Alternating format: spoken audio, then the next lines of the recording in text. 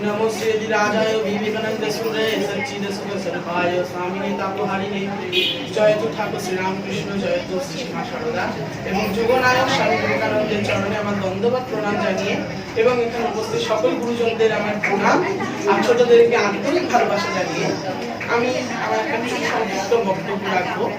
স্বামীজি যুব সমাজে প্রতি যে কর্তব্য দিয়ে গেছিলেন সেই কর্তব্য। স্বামীজি বা স্বামী বিবেকানন্দ, যার প্রকৃত নাম নরেন্দ্রনাথ দত্ত, 1863 খ্রিস্টাব্দের 12 জানুয়ারি উত্তর কলকাতার সিমলাতে জন্মগ্রহণ করেন। স্বামী বিবেকানন্দ বা স্বামীজিকে নিয়ে যতই বলি সেটা কম হবে। বাংলা কোষ ভান্ডারে বা পৃথিবীর কোষ ভান্ডারে শব্দ হয়তো কম হবে, কারণ স্বামীজির জ্ঞান অমৃতের ন্যায় গভীর আর অমূল্য, মহাসমুদ্রের মতো, যা অনন্ত রাশির ন্যায় উথাল পাথাল করেছিল একটা সময় যুবক সমাজ। তো স্বামীজির মধ্যে অনেকগুলো গুণ যা আজকে যুব সমাজে যদি আমরা কিছুটাও ফলো করতে পারি, তাহলেও কিন্তু আমাদের যুব সমাজের বা আমাদের ভবিষ্যৎ বা আমাদের দেশের ভবিষ্যৎ সর্বোপরি বদলে যাবে। তার কয়েকটা গুণের মধ্যে একটা গুণ যেমন পরিলক্ষিত, উনি ছোটবেলা থেকেই উনি যে কোনো জিনিস কিন্তু একেবারে পরীক্ষা করে রেখে দিতেন, আত্মবাক্যে মেনে নিতেন না।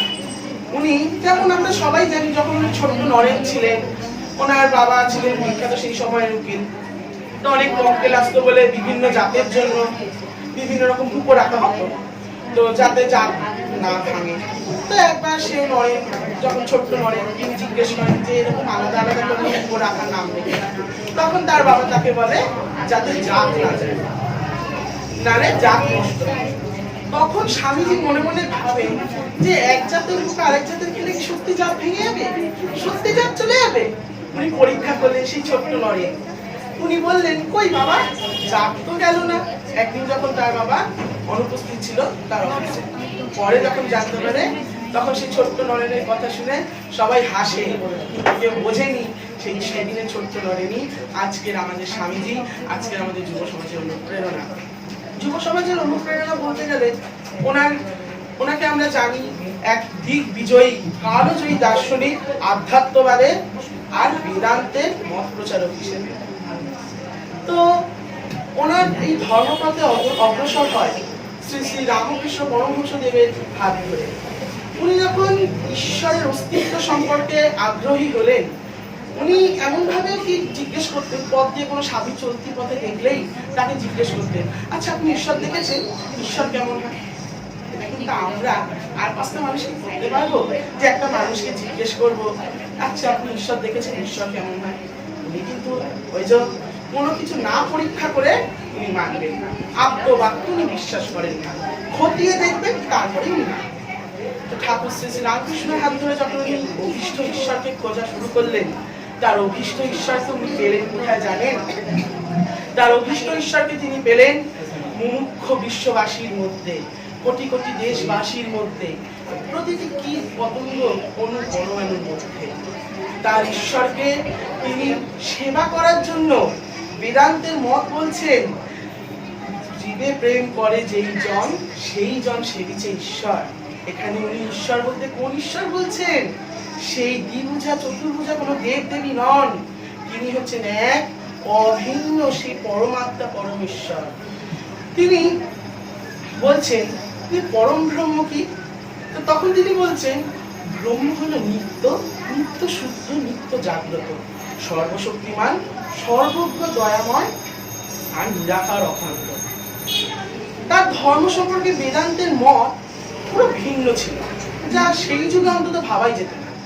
তিনি বলছেন ধর্ম হলো এমন একটি ভাব যা পশুকে দেব মনুষ্যত্বে আর মানুষকে দেবত্বে উন্নীত করে। কি অপূর্ব অভিমত! এরূপ অভিমত কি আমরা আগে শুনেছি? তিনি যুব সমাজকে জাগ্রত করতে চেয়েছিলেন। তিনি যুব সমাজের উদ্দেশ্যে বলছেন যে তারা যেন জেগে ওঠে, কারণ তিনি বুঝেছিলেন যে যুব সমাজের মধ্যেই নিহিত আছে, যুব সমাজের মধ্যেই আছে অসীম শক্তির বীজ। তাই যুব সমাজকে যদি জাগানো যায়, আজকের যুব সমাজই হবে ভবিষ্যতের দেশের পরিকাঠামো। তাই উনি কলকাতাবাসী যুবকগণকে তখন উদ্দেশ্য করে বলছেন, কলিকাতাবাসী যুবকগণ, ওঠো, জাগো, কারণ শুভ মুহূর্ত আসিয়াছে। এখন আমাদের সকল বিষয় সুবিধা হইয়া আসিতেছে। সাহস অবলম্বন করো, ভয় পাইও না। কেবল আমাদের শাস্ত্রেই ভগবানকে লক্ষ্য করিয়া অভি এই বিশেষ প্রদত্ত হইয়াছে মন্ত্র। আমাদিগকে অভি নির্ভীক হইতে হইবে, তবেই আমরা কার্য সিদ্ধি লাভ করিব।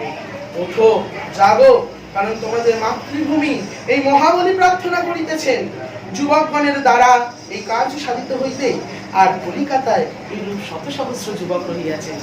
ভাবা যায়, একজন উনি হলেন সন্ন্যাসী, পরিব্রাজক রূপে গোটা দেশ পরিভ্রমণ করে দেখলেন যে দেশের মানুষদের অবস্থা কিরকম, দেশ কিরকম কুসংস্কার অন্ধকারাচ্ছন্নে ডুবে গেছে। সেই কর্ম কিন্তু উনি কর্মযোগী।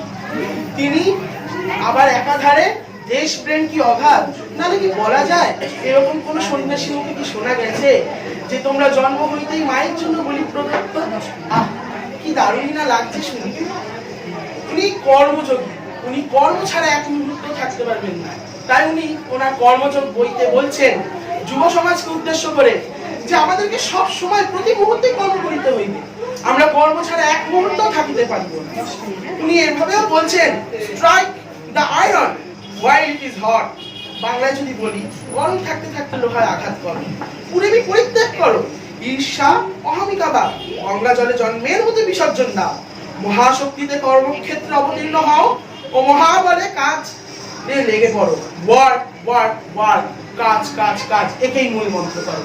উনি হলেন কর্মযোগী একাধারে, আবার একাধারে সন্ন্যাসী। কি অপূর্ব না!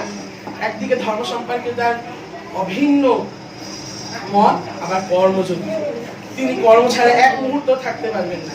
উনি দেশের যুবকগণের উপর দায়িত্ব দিয়ে যাচ্ছেন, বলছেন আমার দেশের উপর আমি বিশ্বাস রাখি, বিশেষত আমার দেশের যুবক দলের উপর। বঙ্গীয় যুবকগণের স্কন্ধে অতি গুরুভার সমর্পিত, আর কখনো কোনো দেশের যুবক দলের উপর এত গুরুভার করে নাই। ভাবা যাচ্ছে উনি কি গুরুভার দিয়ে গেছেন আমাদের হাতে, কারণ আমরাই সেই যুব সমাজ। আমরাই যদি না জাগ্রত হই, তবে ভবিষ্যৎ সমাজ অন্ধকারাচ্ছন্ন। তাই উনি যুব সমাজের হাতেই বারংবার যুব সমাজকেই জাগ্রত করতে চেয়েছিলেন। তাই স্বামীজির জ্ঞান, স্বামীজির বাণী যতই বলি, স্বামীজিকে নিয়ে যতই বলি, অনেক কম। তবুও আমাদের নিত্য জীবনে আমাদের একটাই চেষ্টা হবে, স্বামীজি আমাদের যুব সমাজকে যে দায়িত্ব দিয়ে গেছেন, স্বামীজি আমাদের যুব সমাজকে যে কর্তব্য দিয়ে গেছেন, সেটা যেন আমরা পালন করতে পারি। জানেন কেন যুব সমাজের উদ্দেশ্য করে যুব দিবস দিন পালন হয়? স্বামীজির জন্মদিনে। যখন 1984 খ্রিস্টাব্দে ভারত সরকার ঠিক করলে ন্যাশনাল ইউথ ডে বা রাষ্ট্রীয় যুব দিবস কার জন্মদিনে পালন করা হবে, তখন তার যখন কিছু মহামনীষীদের নাম স্মরণ করতে থাকলেন যে কাকে উৎসব, কার জন্মদিনকে উৎসর্গ করা যায় যুব সমাজকে, তাদের প্রত্যেকের জীবনের ইতিহাসের পাতা উল্টলে দেখা যায় যে তারাও কোনো না কোনো ভাবে স্বামীজির দ্বারা অনুপ্রাণিত। আমাদের বঙ্গের বীর সন্তান নেতাজি সুভাষচন্দ্র বসু, কবিগুরু রবীন্দ্রনাথ ঠাকুর প্রমুখ ছিলেন তারা। তাহলে এখন প্রশ্ন আসতে পারে, এখনকার যুগে কি নেই? এখনকার যুগেও আছে। একজন ভদ্র মহিলার আমি নাম নিচ্ছি, অরুণিমা সিং।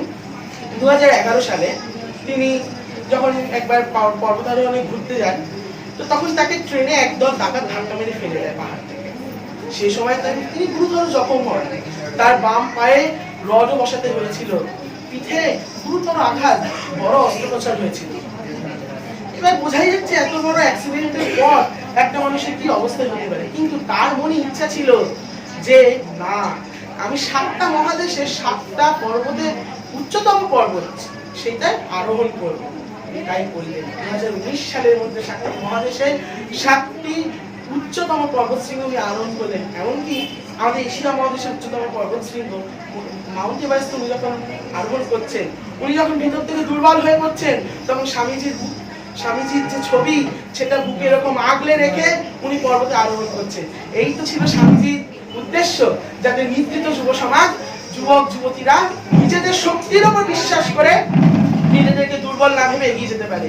কারণ স্বামীজি বলছেন যে জ্ঞাতে যদি কোনো পাপ থাকে, দুর্বলতায় সেই পাপ দুর্বলতাই সেই মৃত্যু। তাই সকল প্রকার দুর্বলতা তোমরা ঝেড়ে ফেলো। কোনো দুর্বলতার স্থান তার কাছে নেই, কারণ তিনি অদম্য জেদি। তিনি নিজেও কোনোদিন দুর্বলতার কাছে মাথা নত করেননি, আর যুব সমাজকেও তিনি তাই করতে বলছেন। তাই আজকে আমি আর বেশি কিছু বলতে চাই না, কারণ স্বামীজিকে নিয়ে বললে আমি যতই বলবো শেষ আর করা যাবে না। কিন্তু যাওয়ার আগে আমি স্বামীজির স্মরণ নেব। প্রথমেই আবারও আমি জয়তু শ্রীরামকৃষ্ণ, জয়তু শ্রী শ্রী সারদা মা, আর জয়তু স্বামী বিবেকানন্দ বলে আমি যুব সমাজের কাছে একটাই প্রশ্ন রেখে যাব। আমাদের যুব সমাজকে স্বামী বিবেকানন্দ যে কর্তব্য দিয়ে গেছিলেন, আমরা কি সেই কর্তব্যে অটুট রয়েছি? উনি আমাদের যে গুরুতর ভার দিয়ে গেছেন, যা এর পূর্বে কেহ পাই নাই, তা কি আমরা পালন করছি? এই প্রশ্ন রেখে আমি আমাদের সংক্ষিপ্ত বক্তব্য শেষ করছি।